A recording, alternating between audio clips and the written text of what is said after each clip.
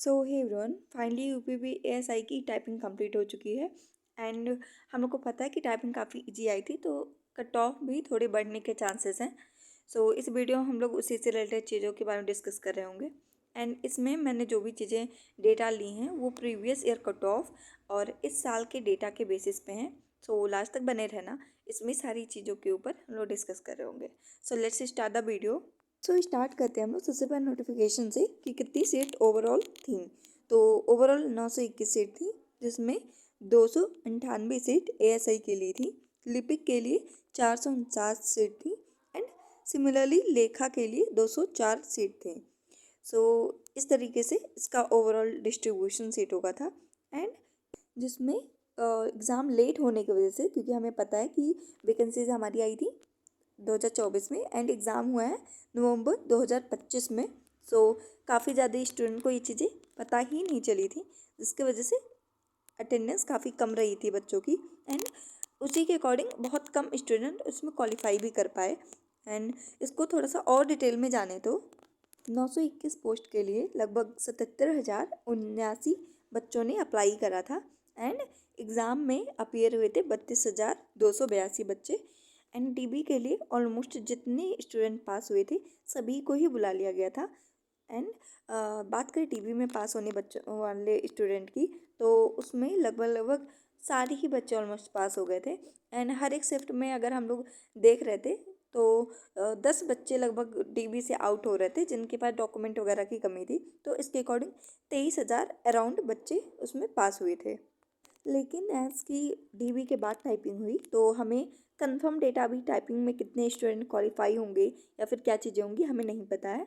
हालांकि टाइपिंग काफ़ी इजी थी, तो बहुत सारे स्टूडेंट के पास होने की संभावना है। बाकी ये रिजल्ट के बाद ही पता चले, क्योंकि यूपीपी कंप्यूटर ऑपरेटर में हमने जो चीज़ें देखी थी कि बहुत सारे स्टूडेंट को ऐसा लग रहा था कि उनकी टाइपिंग अच्छी गई है एंड वो पास हो जाएंगे, लेकिन फिर भी काफ़ी सारे बच्चों का नहीं उसमें क्वालिफाई हुआ था। सो हम लोग इसके बेसिस पे अभी भी कुछ नहीं कर सकते, ये रिजल्ट आने के बाद ही पता चलेगा। लेकिन बात करें प्रीवियस ईयर कट ऑफ्स की, जिसके लिए मैंने 2021 और 2017 वाले डेटा को ले रखा है, जिसमें जनरल मेल की कट ऑफ 303 से लेके 323 तक गई थी। एंड फीमेल की कट ऑफ 280 से लेके लगभग 295 तक गई थी। सिमिलरली ओबीसी की बात कर लें तो 287 से लेके 302 तक गई थी। एंड फीमेल में 275 से लेके 280 तक गई थी। बात करें ईडब्ल्यूएस की तो मेल में 285 से लेके 301 तक गई थी। एंड फीमेल में इसमें कोई कट ऑफ नहीं आई थी, क्योंकि ऐसा उसमें कोई वैकेंसी ही नहीं थी ईडब्ल्यूएस के लिए। एंड जो भी था उसके लिए कॉमन कट ऑफ लगा के वही 301 ही कर दिया गया था, उसमें मेल और फीमेल दोनों का ही आ गया था। बात करें एससी की तो उसमें 260 से लेके 277 तक गई थी मेल में। एंड फीमेल में 230 से लेके 250 तक गई थी।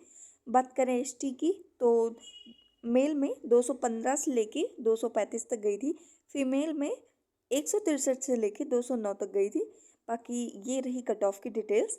इसके अलावा बात करें यूपीपी एएसआई 2023 की कट ऑफ के बारे में, जिसका एग्ज़ाम अभी 2025 में चल रहा है। सो उसके कट ऑफ की तो अभी कोई भी टीचर या कोई भी स्टूडेंट उसकी कट ऑफ नहीं बता सकता है जब तक उसके पास पूरे ही स्टूडेंट का डेटा ना आ जाए तब तक।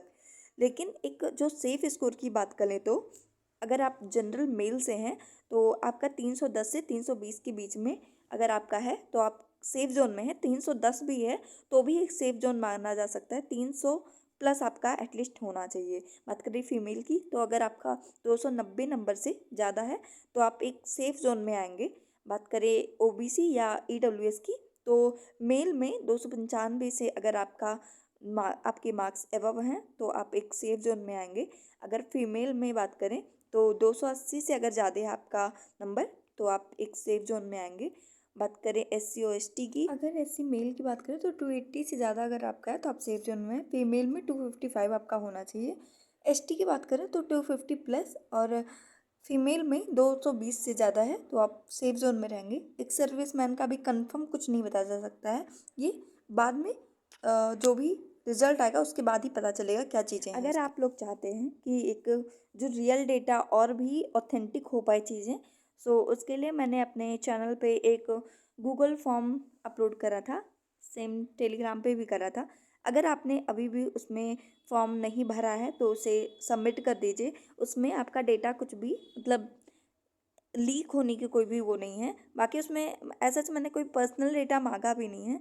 एंड आप मेरे चैनल पे जाके अगर वो देखना है फॉर्म, तो आप मेरे चैनल पे जाएंगे, पोस्ट में जाके देखेंगे तो मैंने 6 घंटे पहले लगभग ये वाला अपलोड करा था, अपने उस पर पोस्ट करा था। तो उस पर जाके आप लोग को ज़्यादा कुछ इसमें डेटा नहीं भरना है सिर्फ, लेकिन एक चीज़ ध्यान रखना कि जो भी डेटा भरना है करेक्ट ही भरना, क्योंकि अगर आप रॉन्ग डेटा भरते हैं तो कोई फ़ायदा नहीं रह जाएगा। ठीक। एंड इसमें ज़्यादा कुछ नहीं बनना है, सिर्फ आपका नेम एंड आपकी कैटेगरी, आपका जेंडर, आप मेल हो या फीमेल हो। इसके अलावा आपको पोस्ट कौन सा आपने अप्लाई करा है, साथ ही साथ आपका टाइपिंग एग्ज़ाम का स्टेटस। देखो, अगर आपकी टाइपिंग अच्छी थी, एक्यूरेसी अच्छी थी एंड आपने पैसेज कंप्लीट कर लिया था, तो ये फर्स्ट वाले ऑप्शन पे आप क्लिक करेंगे। लेकिन अगर आपका एक लाइन या फिर एक से ज़्यादा लाइन छूट गया है लेकिन आपकी एक्यूरेसी अच्छी थी, तो सेकंड वाले पॉइंट पे आप टिक करेंगे। अगर आपकी टाइपिंग नहीं भी अच्छी थी तो भी सेकंड वाले पे आप क्लिक कर सकते हैं। लेकिन इसके साथ साथ आपके टोटल कितने मार्क्स बन रहे थे एंड आपने टोटल करेक्ट क्वेश्चंस कितने करे थे।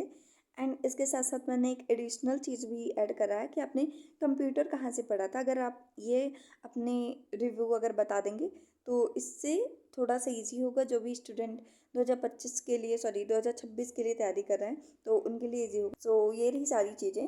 बाकी ये सबमिट जरूर ही कर देना बिना भूले। बाकी अगर मेरे चैनल को आपने सब्सक्राइब नहीं करा तो सब्सक्राइब कर सकते हैं। इसमें मैं डेली डिटेल्स शेयर करती रहती हूँ, इंक्लूडिंग रिजल्ट या अदर कोई भी नोटिस आती है तो एग्ज़ाम से रिलेटेड। साथ ही साथ मेरा टेलीग्राम चैनल भी अगर आपने ज्वाइन नहीं करा है तो आप ज्वाइन कर सकते हैं। इस पर मैं सिर्फ वही कंटेंट शेयर करती हूँ जो भी चीज़ें लगता है कि हाँ ये चीज़ें यूजफुल हो सकती हैं एग्ज़ाम के लिए। सो अगर मन हो तो ज्वाइन कर सकते हो। बाकी वीडियो अगर अच्छी लगी तो लाइक हाइप जरूर कर देना। इसके अलावा जितना हो सकेगा गूगल फॉर्म को आप अपने ग्रुप या फिर कहीं भी व्हाट्सएप चैनल या फिर कहीं भी आप दोस्तों में अपने हैं तो शेयर कर देना। जितना ज़्यादा हमारे पास डेटा रहेगा, लगभग हम लोग को 1500 प्लस ही बच्चों का डेटा रहेगा, तो एक्चुअल कट ऑफ गेस की जा सकती है। बाकी रिजल्ट तो 2-3 दिन में आ ही जाएगा।